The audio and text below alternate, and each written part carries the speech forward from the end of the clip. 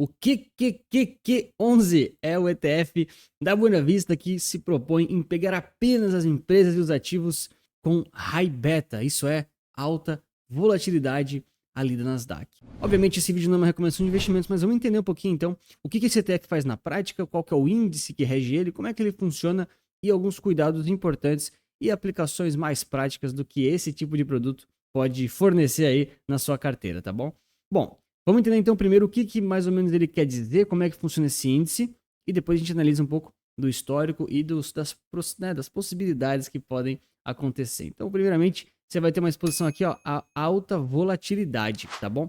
Então, o que esse índice faz, né? Ele pega diversas empresas aqui do Nasdaq 100 e considera aqui um quartil superior em termos aí de beta e de volatilidade. E vamos entender o que é isso, qual que é a conta que eles fazem. E aí, esse aqui talvez seja o principal propósito dele, né?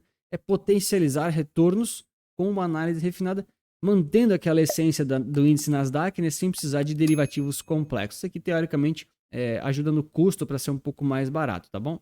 Então, só para a gente entender um pouquinho do NDX-HB, né? NDX é Nasdaq 100 e o HB é High Beta.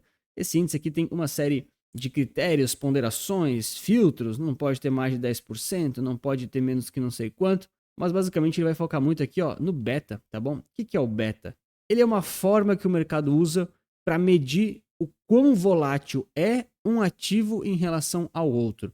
Geralmente a gente mede o beta de uma empresa versus um índice, tá? Isso a gente tem aqui no Ibovespa, tem no SP500 e também tem na Nasdaq. Então o que esse índice faz é pegar as empresas da Nasdaq e faz uma conta, faz um cálculo aqui do beta, tá bom? E o beta aqui no caso, ele vai ter o valor de 1, caso ele seja tão volátil quanto o índice. Se ele for maior do que 1, significa que ele é mais volátil do que o índice, e se ele for menor do que 1, quer dizer que aquela ação, aquele ativo, ele é menos volátil do que o mercado ou do que o índice, tá bom? Eles colocam aqui alguns exemplinhos em termos de empresas para a gente entender, mas obviamente eu já fiz aqui o dever de casa e busquei aqui alguns exemplos, assim, só para a gente ter uma certa noção, tá bom? Bom, então a gente tem aqui 4 empresas, né? O QQQ é o índice Nasdaq mesmo, tá? Só para a gente exemplificar o que é o beta em si. E aí a gente tem aqui, poxa, Costco, botei a Nvidia, só para a gente poder visualizar o que é um high beta, tá? Quando a gente tira o zoom do gráfico, olha onde é que foi a Nvidia. Então, poxa, a Nvidia ela é o que mais se valorizou, mas ela também é o que mais oscilou em relação à Nasdaq, entende? Deixa eu tirar aqui os outros, só para visualmente ficar claro, né? Então, olha só como as movimentações delas são parecidas, ou seja, quando elas fazem fundo, ambas fazem fundo. Quando a Nasdaq tem alguns topos, algumas valorizações, a Nvidia também. Quando eles fizeram fundo de novo, fizeram juntos, fizeram juntos, fizeram juntos. Então, eles são ativos além de correlacionados, ou seja, quando um vai, o outro vai para o mesmo lado, eles tendem a ter a mesma direção, positiva no caso, né? Eles vão juntos. A Nvidia tem um beta muito maior do que a Nasdaq, ou seja, para cada, por exemplo, tá? Não é essa conta, mas para cada 1% que a Nasdaq se valoriza, a Nvidia, por exemplo, pode se valorizar ali 3 ou 5%. Isso aqui é um exemplo. O beta ele é dinâmico, tá? Ele é calculado inclusive em janelas móveis, ele muda toda hora, mas essa é a conta que esse índice principalmente vai se basear. Então, ele vai fazer a conta que eu comentei, né? Para várias empresas. Então, se eu pegar aqui, por exemplo, Costco, ele também pega, por exemplo, um beta um pouquinho maior do que a Nasdaq. Por que ele é um pouquinho maior assim? Visualmente já dá para saber. Porque ele oscila mais, tá vendo?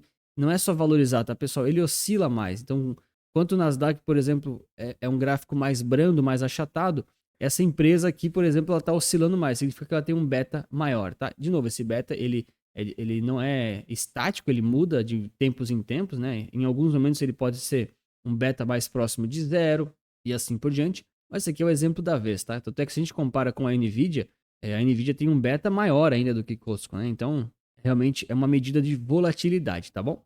E esse índice, ele vai pegar justamente as empresas aqui que têm maior volatilidade. Esse é o propósito desse índice e desse ETF, ou seja, vai pegar as 25 empresas, 25% do índice Nasdaq 100, né, que tem 100 empresas, daquelas mais voláteis, daquelas que oscilam mais dentro do índice, tá bom? Voláteis em relação ao índice Nasdaq, tá? Só para deixar aqui bem claro. E já comenta pra mim se você gosta de tecnologia americana, e se você tem ETFs desse tipo na sua carteira aí. Bom, então olhando aqui só um pouquinho do ETF para a gente ter noção, a gente já sabe que ele vai ser mais volátil do que a Nasdaq 100, ou seja, comparado com a Nasdaq, a gente vai ver gráficos um pouco mais elevados e caindo mais. Então ele vai subir mais e vai cair mais, vai subir mais e vai cair mais ali nas janelas, né? Porque ele vai ser realmente mais volátil, é isso que ele se propõe a fazer. Dados importantíssimos aqui, beleza? Patrimônio líquido, só 3 milhões, isso aqui é um ponto de alta atenção, tá? Tem que ter muita atenção por causa disso. E a taxa global aqui, 0,55% por enquanto, tá? A liquidez aqui está girando em D mais 3 e ele tem aqui o imposto de renda 15%, tá? Padrão ali dos ETFs de renda variável.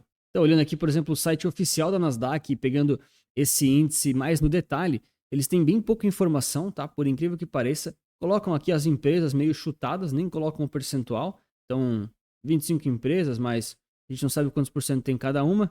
Em termos aqui de Industry Breakdown, que é a divisão aqui das indústrias, né? Eles classificam como 80% aqui, né? Sendo tecnologia e 20% sendo aí consumo discricionário. O resto aqui, pelo menos nesse momento da gravação do vídeo, tá tudo zerado, tá bom? Eu peguei a cesta de integralização de cotas ali do site oficial da Buena Vista, que eles colocam aqui quanto tem de cada ação para formar o índice, tá bom? E aí eu separei aqui visualmente um pouquinho, tá? Só para a gente ter mais ou menos noção de como é que tá a segmentação do índice, tá? Então o destaque das 3 maiores posições fica aqui para Amazon, Meta e Nvidia, empresas aí bem conhecidas, e também aí logo depois vem Tesla, tá bom? Com 5% do ETF, aqui, do 5% do índice, tá bom? Então pode ver que em termos assim de exposição, ele é bem quebrado, tá? Olha aí, ó, quem sabe faz ao vivo. Eu fiz o gráfico aqui na hora, só pra gente ter uma noçãozinha, tá? Até pra agregar, dá pra colocar mais detalhes e informações, mas é só pra gente ter uma noção um pouquinho mais visual, tá? Não importa muito as empresas, nem a distribuição propriamente dita, mas que não tem uma grande exposição exclusiva em nenhuma empresa, tá? Isso, inclusive, é a metodologia do índice, né? Então, é no máximo 10%. Então, a gente tem aqui a Amazon com 9,4%, Nvidia com 9,7%, e também Meta com 9,1%, que são as posições um pouco maiores. E depois tem Tesla aqui com 5,8%. Aí vem aqui, ó, Mercado Livre, que mais? Adobe, talvez, Qualcomm, enfim, outras. Mas aí já está mais diversificado, não tem muita, enfim, posição concentrada, tá? Então, visualmente falando, ela está bem segmentada e bem diversificada. Alguns fatores aqui que a Buena Vista apresenta no site delas, no material publicitário. É importante lembrar que esses materiais que estão ali no site das gestoras, enfim, são sempre propagandas comerciais, tá? Então, eles mostram os lados positivos, mas tem lados negativos que a gente vai explorar agora ao longo do vídeo, tá bom? Eles falam aqui bem em relação à vanguarda da inovação, tem toda aquela questão aí de ser dentro de um setor de tecnologia e inovação, que é a Nasdaq, né? Ela representa a tecnologia de forma branda, né? Isso aqui é um filtro extra, tá? Então, teoricamente, ele vai estar pegando das 100 empresas que já são muito boas de um setor de tecnologia, pegando ali os 25% mais voláteis. Ou seja, em momentos de explosão do mercado, você vai se beneficiar muito dessa volatilidade. Você, com certeza, vai bater o índice da Nasdaq porque ele é mais volátil, tá? Simples assim. Porém, em momentos de queda do mercado, isso aqui não está escrito aqui, né? Você tem que ficar ligado, ele vai cair mais do que a Nasdaq, tá bom? Inclusive, está acontecendo agora, a gente já vai ver os gráficos em combinação para ver um pouco mais na prática isso, tá? Então, ponto de atenção aqui, mas de fato são empresas que já estão num segmento ali da Nasdaq 100, já são selecionadas, já são filtradas de forma muito boa e muito interessante, tá? Aqui eles fazem propaganda da Nasdaq mesmo, não vou me aprofundar porque os ciclos disso aqui tem todas as 100 empresas, esse ETF ele nem tem as 100, ele vai ter só 25, né? Aqui ele dá algumas vantagens interessantes para a gente saber que realmente existem, que de fato são verdadeiras. Por exemplo, quando você investe aqui em estratégias high beta, em mercados de crescimento, tá? Ele está falando aqui em cenários muito bons, tá? Já fica esperto com isso. Tem os cenários que vai dar ruim também, tá? Tem que lembrar disso, né? Não existe almoço grátis no mercado financeiro, tá? Então você pode aqui, ó, comprar opções de compra, usar alavancagem, adquirir maior risco com algumas small caps ou criptoativos, mas isso tudo altera um pouco da sua carteira, né? Isso, de fato, isso mexe ali com bastante questão e é bem mais complexo, tá? Eu entendo que são estratégias boas, assim, principalmente falando aqui de opções e alavancagem, tá? São estratégias muito boas, mas são muito complexas para a maioria das pessoas, né? Criptoativos até mais tranquilo, você consegue comprar e, enfim, se posicionar. Small caps também, né? Tem ETF para tudo, mas derivativos, né? Para você realmente fazer alavancagem com opções é um pouco difícil para muita gente, tá? E aqui, no caso, o High Beta, ele vai representar uma forma de você se expor a retornos maiores, sem necessariamente precisar se alavancar ou precisar de instrumentos complexos, tá? É isso que ele quer dizer. Então, ao invés de você precisar fazer alavancagem, derivativos, coisas complexas, você compra um ETF que naturalmente vai oscilar mais, tá? Sendo aí um risco controlado. Por isso que eles falam aqui, ó, risco controlado, porque as oscilações, elas vão ser... Não é que é previsível, né? Mas elas vão estar dentro de um range que não vai, por exemplo, te prejudicar porque você está alavancado, porque você tem risco infinito, né? Aí eles têm melhor risco-retorno, potentialização de retornos, claro, né? Quando dá bom, tá todo mundo feliz. Simples, acessível, verdade. Custos reduzidos, verdade também, barato, né? E maior correlação com o portfólio base. É verdade, ele vai ter uma alta correlação e alta volatilidade com a Nasdaq 100. Então tudo isso aqui é verdade, mas claro, não fala todos os pontos negativos que a gente já vai ver aqui pra frente. Bom, essa parte aqui é bem interessante, tá? Bem interessante mesmo, pra gente ficar atento e tomar um certo cuidado. Eles mostram aqui vários ciclos do mercado e comparam o Nasdaq High Beta com o próprio Nasdaq 100, tá bom? Então o que acontece? Eles segmentam aqui em ciclos. Ah, Anthony, como é que eles definiram cada ciclo? Ah, cara, daí tem que ver com eles, né? Não ficou claro aqui se eles definiram cruzamento de média, ciclo de juros, épocas aí de tendências, tá bom? Ou se só estão olhando para trás e pegando as melhores janelas, daí tem que ver ali com eles, tá, pessoal? Mas é fato que nas janelas que eles selecionaram, o High Beta sempre bate a Nasdaq, tá bom? Em termos de volatilidade, tá? Por exemplo, olha só. Então, o Nasdaq High Beta é esse azul mais clarinho e o Nasdaq 100, ele é o cinza roxo, cara. Eu sou meio daltônico, esse negócio de cores não é comigo, o negócio é gráfico e finanças, tá bom?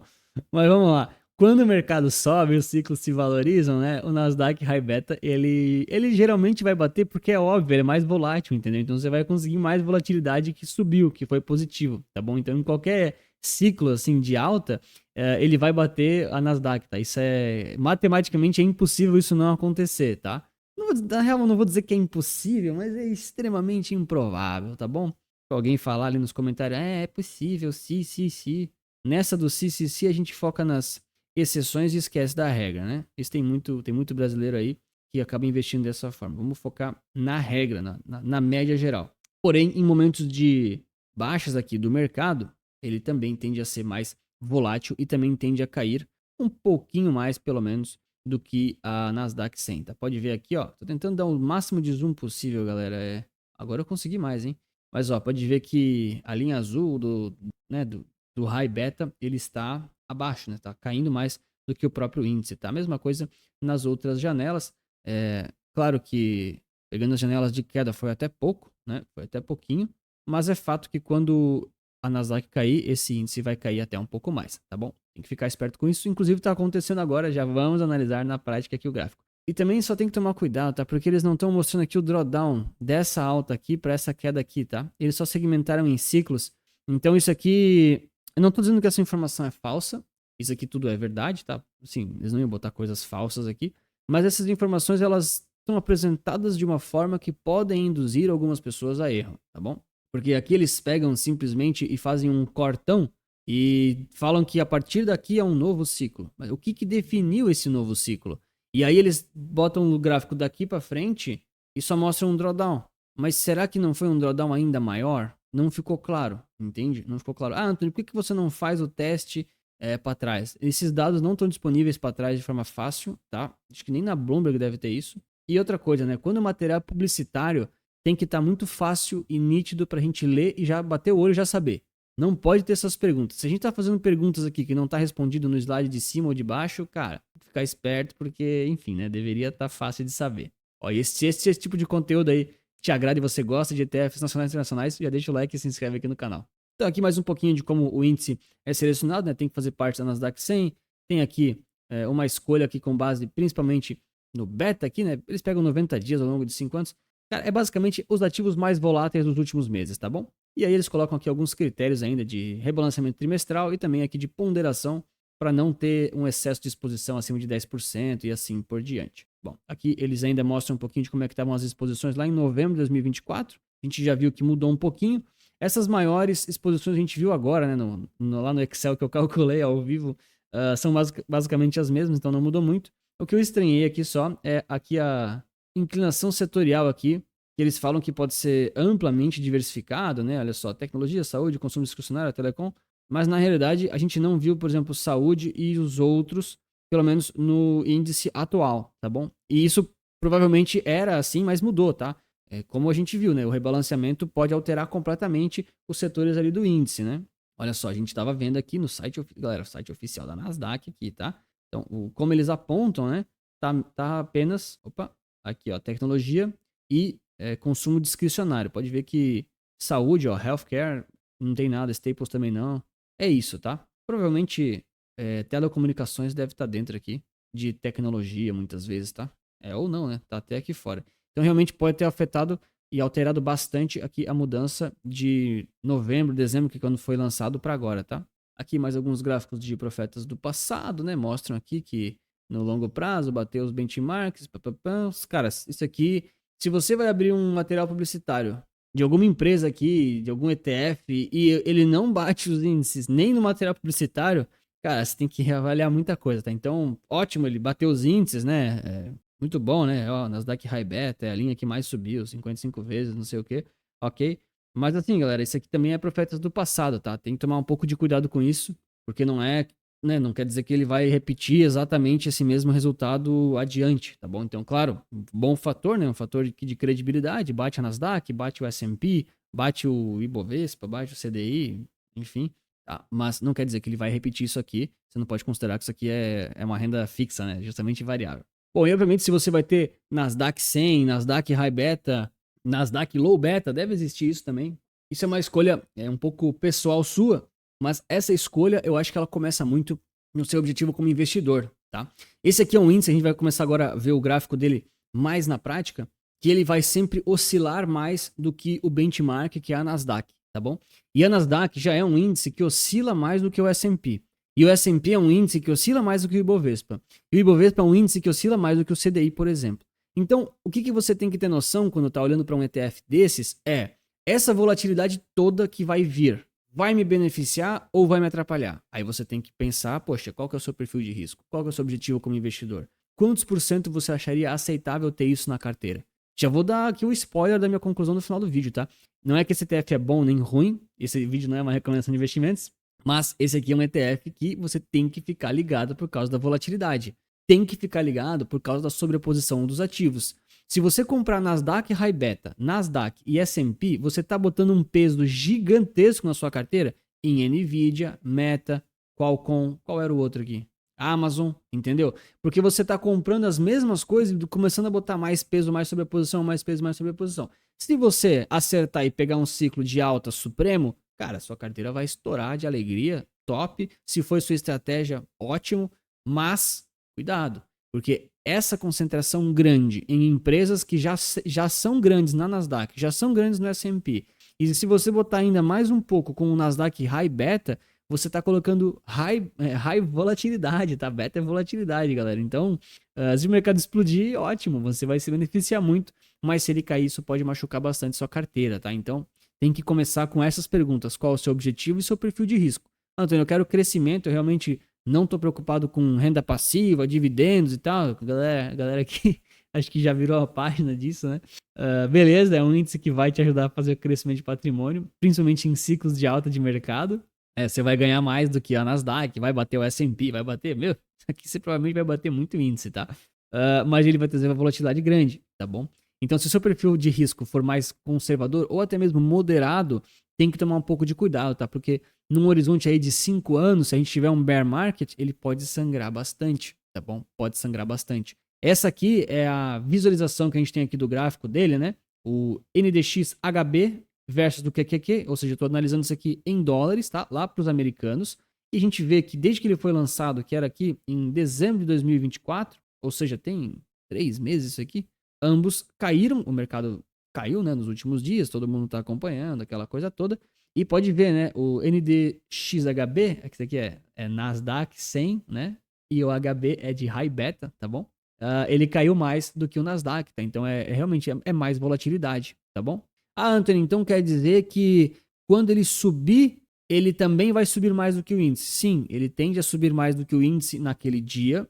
E aí, ao longo do tempo, no acumulado, a gente tem que ver se essa relação aqui que o pessoal nos apontou no material publicitário, ele realmente se mantém, tá? Porque não basta apenas você ter mais beta, você também tem que ter mais alfa, tá? Eu vou entrar aqui, não vou entrar nas letras gregas aí, a galera não curte muito isso, mas alfa é a capacidade de bater o índice ao longo do tempo, de forma que você muitas vezes tem mais volatilidade, às vezes você tem mais beta, mas quando cai, você não cai tanto quanto o índice, tá? Em bear markets e assim por diante. Aqui, por exemplo, poxa, eu não tenho como medir, né? Isso aqui é um PDF, mas me custa acreditar que essa queda aqui, em percentual, foi menor do que essa daqui, entende?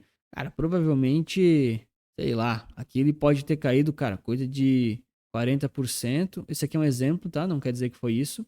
E a Nasdaq caiu 20, por exemplo, tá? Por exemplo. E depois, se nessas subidas aqui, né, eles se mantiveram aí essa proporção, tudo mais tal, não quer dizer que ele é melhor, às vezes ele é só mais volátil, tá bom? Ah, não tem, mas no longo prazo ele subiu mais. Só que esse longo prazo que a gente tá olhando aqui desde 2008 é uma janela muito boa dele, entendeu? Não dá para saber, assim, né? Nunca dá para saber, né, pessoal? O mercado é imprevisível. Mas não dá para saber se, caso venha um bear market de tecnologia, ou ele ficar parado muito tempo, né? Se ele não vai performar pior do que o índice, por exemplo. Então tem que tomar esse cuidado.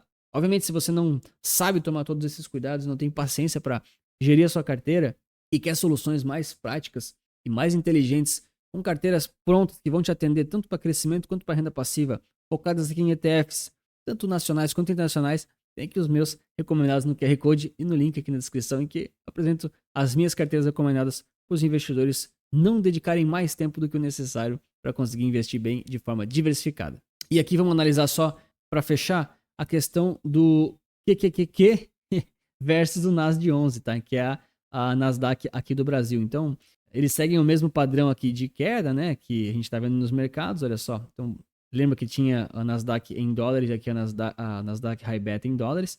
E agora a gente tem Nasdaq e Nasdaq High Beta em reais, tá? Pode ver que eles até caíram ainda mais. Por quê? Porque o dólar, ele também caiu, né, galera? Só colocar ele aqui atrás, o SDBRL, só digitar aqui. Pronto, a gente vê que o dólar caiu, por exemplo, nessa janelinha, né? 7,5%. Isso empurra esses dois ETFs aqui, que são negociados na B3, estão em reais, né? Para baixo, tá bom? Então, essa aqui é a visualização principal que a gente tem que ter em termos de comportamento. Como é que eles vão funcionar? Tá? Então, em mercados de baixa, o QQQQ, ele tende a cair mais do que a Nasdaq. Tá? Em mercados de alta, ele tende a subir mais do que a Nasdaq. Ah, Anthony, se eu comprar e ficar simplesmente posicionado e esperar o longo prazo, é uma boa? Cara, dependendo da sua estratégia, pode até ser, mas você tem que ficar ligado com aquela concentração daquelas empresas muito grandes, tá bom? São empresas que oscilam violentamente, cara. Tem que ficar esperto com isso. Na minha opinião, esse não é um ETF nem bom nem ruim. Ele é um ETF, ele é uma solução. Ele não é tanto assim da minha preferência. Por quê? Porque a ideia que ele traz é muito boa, mas ela traz um problema consigo, que é a possível sobreposição excessiva de alguns ativos. Então, por exemplo, quando eu avalio comprar essas empresas que são high beta versus o Nasdaq 100, eu prefiro o Nasdaq 100 porque ele é mais brando, ele é um pouco mais neutro. Neutro dentro do sentido, dentro do setor de tecnologia, né? Obviamente, ele não é neutro com exposição global geral, né? Estamos falando aqui um pouco mais nichado, né, pessoal? Agora, quer dizer que o Nasdaq 100 vai render mais? Provavelmente não. Provavelmente ele vai render menos, mas ele vai trazer menos volatilidade. E quando eu construo as carteiras recomendadas, por exemplo, eu geralmente não me preocupo em ter o maior retorno do Brasil. Eu sempre falo isso nos vídeos. Eu não estou preocupado com o maior retorno. Estou preocupado com retornos consistentes, com menos volatilidade, se possível. Nem sempre a gente consegue, mas esse é o objetivo. E quando eu compro um high beta, por exemplo, eu vou estar botando volatilidade. Ah, mas vai dar retorno, mas é volatilidade. E tem muita gente que não quer isso, né? Na maioria das pessoas não quer isso, tá? É que assim, é muito fácil. Eu vim aqui no YouTube montar uma carteira simulada aqui de 20 anos para trás, que é facílimo, é só pegar os que subiram mais e pronto. E aí falar para vocês assim, olha aqui, ó, minha carteira bateu 1 milhão de vezes o Ibovespa. Cara, mas e a volatilidade? E os próximos 20 anos? É muito fácil falar que o rendimento foi muito bom, quando na realidade o que as pessoas precisam e querem é tranquilidade para investir, são questões mais constantes, mais protegidas aí, né, da desvalorização cambial, que no médio e longo prazo a gente sabe que é problemático para o Brasil. Então esse ETF aqui, ele não é muito da minha preferência, não por causa da ideia que ele traz, mas por causa das consequências, né? Concentração, volatilidade e também provavelmente você vai ter sobreposição ali com a Nasdaq, com o S&P e com outros, enfim, com outros possíveis ETFs, se você comprar VT, por exemplo, ou outros, né? Então tem que tomar um pouco de cuidado com isso. Ah, Antônio, é ruim? Não, não é ruim, só não é geralmente da minha preferência. E se um dia entrar em alguma carteira, se eu fosse comprar essa aqui, com toda certeza seria num caráter mais satélite, né? Pô, o mercado tá sangrando muito, o Nasdaq caiu 60%. Será que não vale a pena comprar um high beta agora? Porque se ele caiu 60% e o mundo não acabar, uma hora o mercado provavelmente vai se recuperar. E aí você consegue pegar a alta e o novo ciclo da Nasdaq, dos mercados gerais, com um beta um pouco maior. Então, talvez ali vale a pena você ter um pouquinho em termos de exposição satélite, né? Mas, claro, tem que olhar para a carteira, para a exposição, para o ciclo, para o setor de tecnologia e assim por diante. Se você não quiser comprar, então, o High Beta, eu vou deixar recomendado aqui o USTK11, que é uma outra opção de um ETF de ações de tecnologia americanas negociados aqui na B3. Muito obrigado pela sua inscrição e seu like. Lembre-se que investir certo resulta capital.